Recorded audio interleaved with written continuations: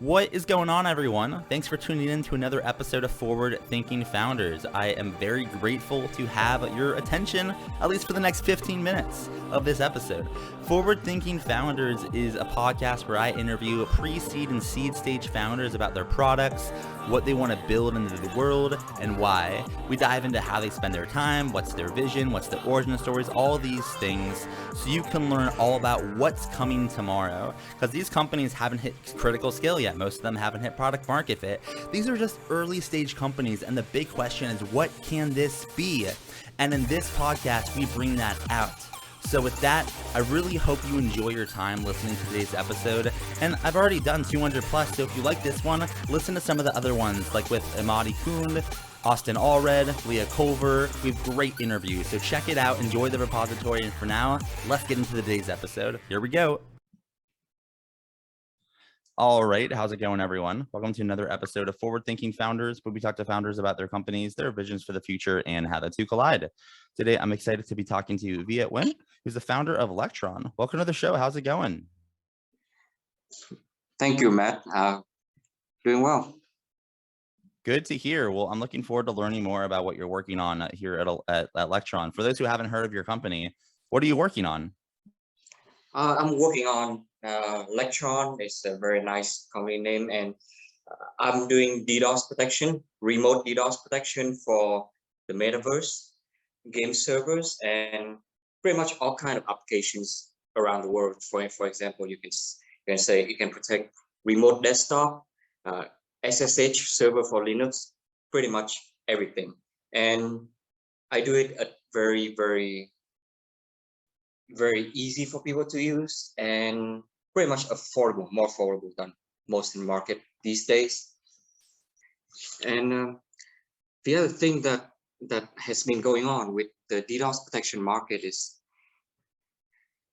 it has been going on for a long time, and the size of the DDoS attack has just been growing year by year. And as a gamer, I just feel that it is not right. What can I do? What can I do different that can help help gamers better than the big companies that deal with very standardized process of DDoS protection. So after doing a bunch of research over the last few years, I know that Facebook has used a technology called Express Data Path, XDP, that actually read the internet packet going in and out of the website, the applications, and either mitigate the packet at the edge. So I've been learning about those technology and implemented that into Lectron over the past few months. So it's been going very good so far for pretty much all the game servers out there. So I appreciate you sharing that. So tell me why you gave a glimpse there, but tell me about the origin story. I mean, you saw this problem, but like, why did you decide that you wanted to tackle it? I guess the question is why Lectron? Yeah, definitely. It started when I was a student in New York City. 9 years ago, I was a student in New York City, and I was an international student. Wasn't getting used to a city just yet during the year of 2012, and I was looking for a game to play, and my preference was like massively multiplayer games, and I found out about a game called Minecraft. And better yet, Minecraft has a multiplayer feature where you can play with hundreds or thousands of people online at the same time. And I actually was the one who created one of the first Minecraft servers, the first popular Minecraft servers back in the day, called Waffle Minecraft. And you can look it up on YouTube, and it scaled to like 1,000 people online at the same time in July 2012, until I got a blackmail letter from a random other server owners, other server host operator. He told me that hey, I should shut down my game server immediately, otherwise he's going to hit me with a large-scale DDoS attack. And we argue back and forth and stuff like that. And then a few days later, my server went down. It was very, very typical in the day. And back in the day, 100 megabit per second or 1 gigabit per second DDoS attack was the biggest at the time. However, to this day, Microsoft recently mitigated a 2.4 terabit per second DDoS attack. And to count a DDoS attack as megabit per second or gigabit per second or terabit per second is just one type of DDoS attack, volumetric. There are other types of DDoS attacks, such as packet per second DDoS attack, which are the network DDoS attack that brings your server down and do very much malicious things with the server machine. The other thing is more advanced application layer DDoS attack, whereas you can bring down a specific WordPress server, a specific type of application that crash the MySQL database or crash every type of database of that application so that it goes down. And you actually have to reboot the machine to get your application up.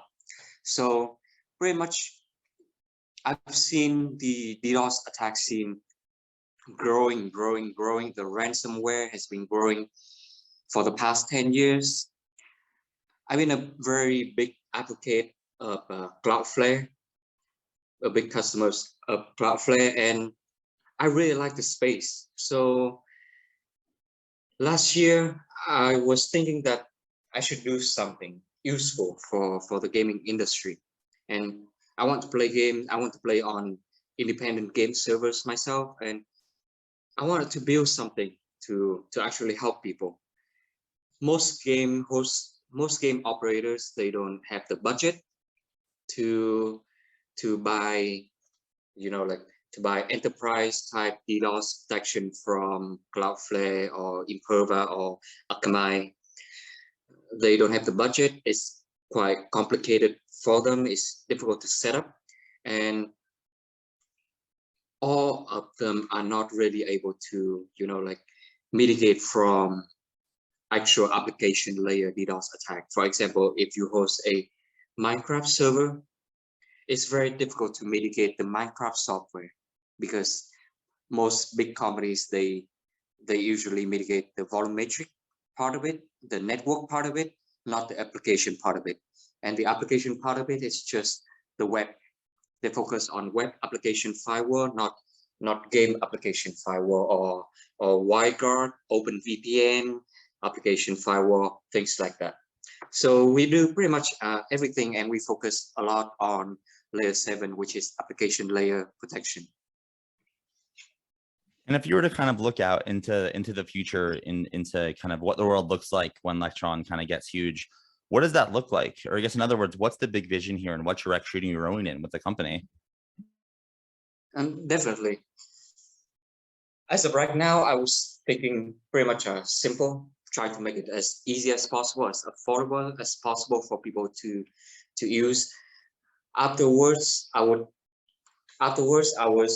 thinking about the edge computing part of it.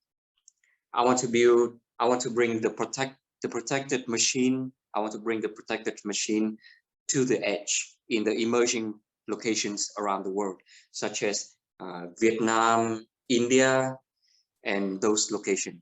Those locations that are actually where I would focus on in the next 5 years. For example, most DDoS protection solution in Vietnam, they don't work, and the machine in Vietnam, you have to deal with when you host a machine in Vietnam to serve Vietnamese customers or to serve American customers, or if you host a server machine cluster in India to serve Indian customer or to serve American customers, the bandwidth price are pretty much different. So it's very it's very expensive to serve American customer if you host a machine from Vietnam or things like that. That's the reason why Cloudflare, Imperva, they are not focusing on those emerging markets just yet.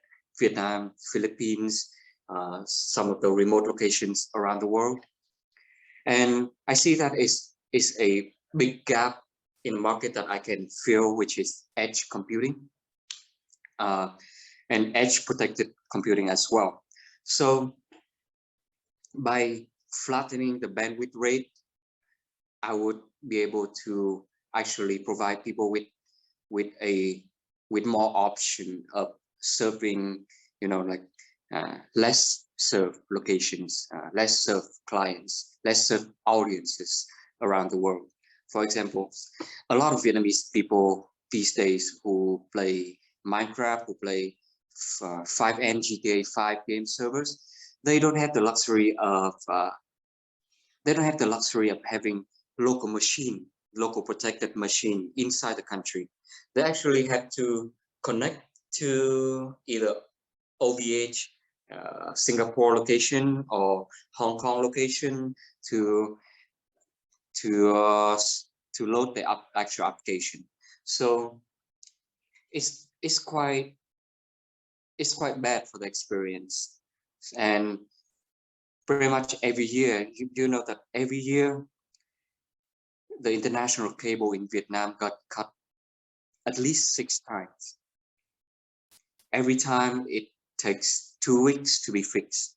So the experience of loading international content is quite bad. So what I'm doing is trying to bring international content to the edge, to the remote location. And in order to kind of do that and make the vision happen, you'll need some help, right? It takes a village to make a startup work. So my question for you is, how can the forward-thinking founders community help? Are you hiring, raising money, looking for customers, partners? How can we assist? Oh, definitely. I'm pretty much amazed with the forward-thinking founders community. I read a lot of your blog, and I read a lot of I hear a lot of the podcasts on the website, and I see that it's a very vibrant community, and I would love that the community would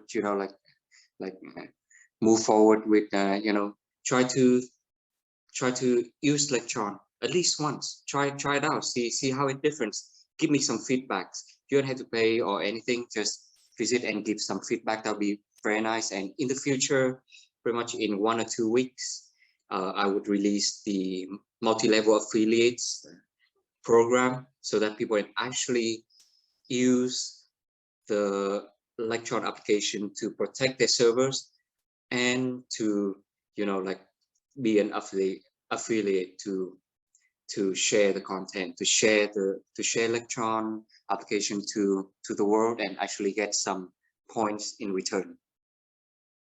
And I appreciate you being, you kind of speaking about that, about the community, and thanks for being a part of it now. I guess for my last question is, if someone wanted to learn more, if anyone in the community wanted to check this out and try it out like you asked, how can they do that? Do you have a website, social media handle, or an email address? Oh yeah, definitely. My Twitter handle is Viet York, is VIET, and York from New York City. My website is simply lectron.com. I actually really like domain names, so I collected a lot of domain names over the past few years. I have a personal website domain, which is vi.et, short and simple.